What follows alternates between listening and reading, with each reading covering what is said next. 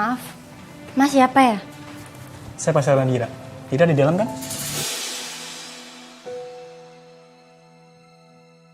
Hai Beb. Hai cantik.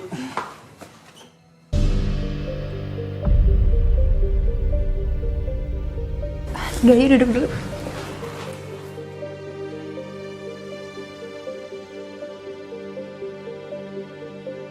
Kenapa sih diem aja? Bikinin minum lah buat cowok gue. Udah cepetan. Sebentar saya ambilin. Siapa tuh? Biasalah pembantu baru gue.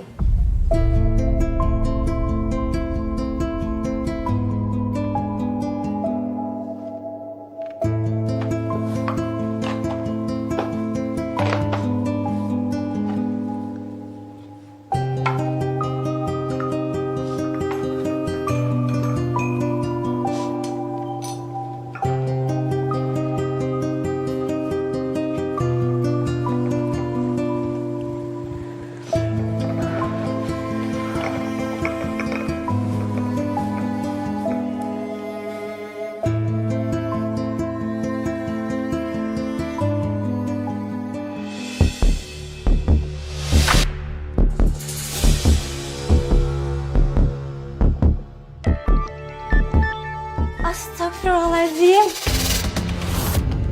Apa-apaan ini? Kamu keluar dari sini sekarang dan jauhin Dira. Hei, lo itu cuma membantu di sini. Punya hak apa lo ngatur-ngatur gua? Saya ibunya Dira. Saya nggak akan biarin kamu macem-macem sama anak saya. Ya dia istri baru bokap gue. Tapi ya gue nggak pernah ya nganggap dia sebagai nyokap gue. Kamu nganggap saya sebagai ibu kamu, saya terima.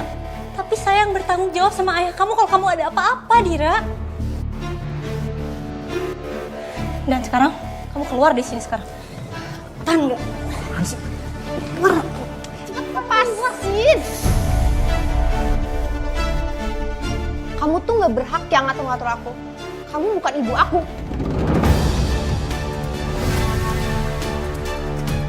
Ribet banget sih diri lo.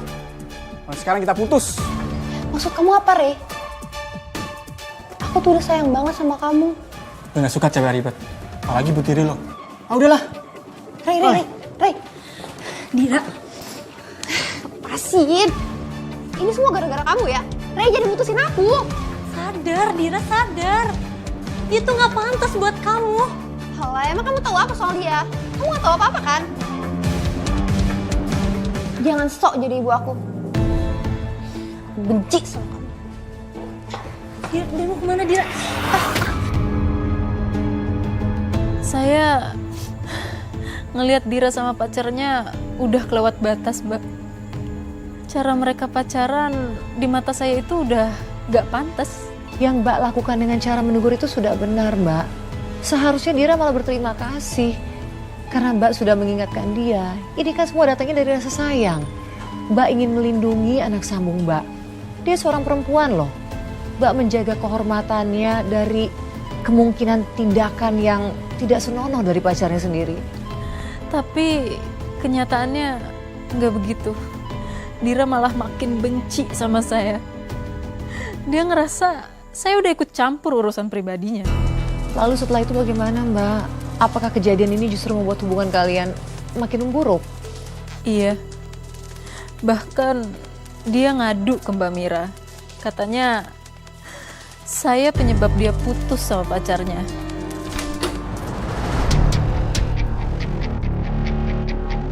Udah ngerasa sok penting ya kamu? Baru juga numpang di sini, kamu udah berani atur-atur Dira. Kamu pikir siapa? Iya. Dulu aja ibu nggak pernah tuh ngatur-ngatur aku buat pacaran. Saya nggak pernah larang kamu pacaran, Dira. Tapi harusnya kamu tahu batas. Yang saya lihat tadi itu berlebihan, Dira. Alah, so suci kamu. Nah waktu kamu pacaran nggak gitu juga? Hah? Jangan-jangan waktu kamu pacaran emang udah lo perawan ya?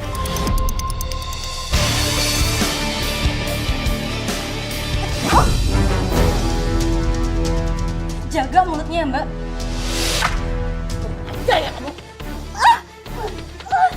Anjani, lepasin tante.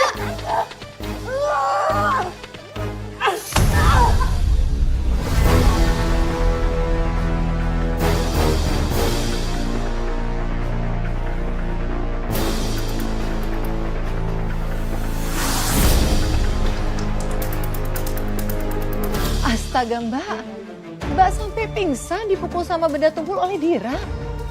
Iya, saya nggak nyangka Dira sampai segitunya sama saya.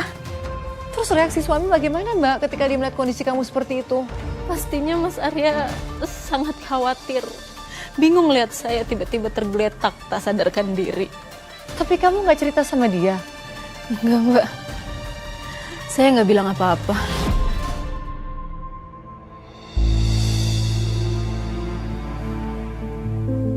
Alhamdulillah, Anjani kamu sudah sadar juga. Ya Allah, aku khawatir banget. Jani udah baikan. Padahal kami tadi panik banget loh pas lihat Jani pingsan. Iya ya, makanya aku langsung telepon ayah, soalnya aku khawatir banget. Lain kali jangan terlalu maksa bersihin rumah ya. Aku kan sudah bilang jangan terlalu diporsir. Lihat sendiri kan, kamu terpeleset waktu ngepel dan jatuh pingsan.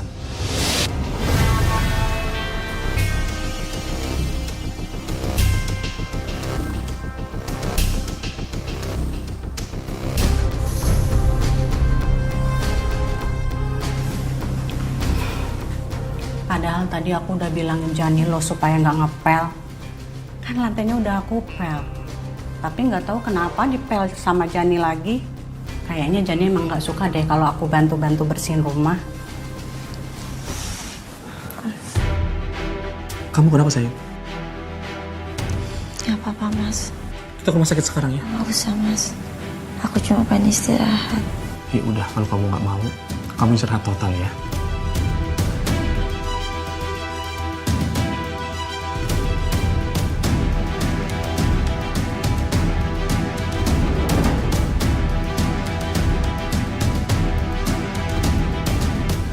Ibu kamu sedang sakit. Ayah harap kamu bisa bantu jagain dia ya. Anjani memang bukan ibu kamu. Umurnya juga gak beda jauh sama kamu. Tapi dia istri ayah. Dia juga sayang sama kamu. Setidaknya kamu hargai itu ya. Iya ya. Sebenarnya saya yakin, Mbak. Yakin banget kalau Dira itu bisa nerima saya sebagai ibunya. Tapi itu juga yang bikin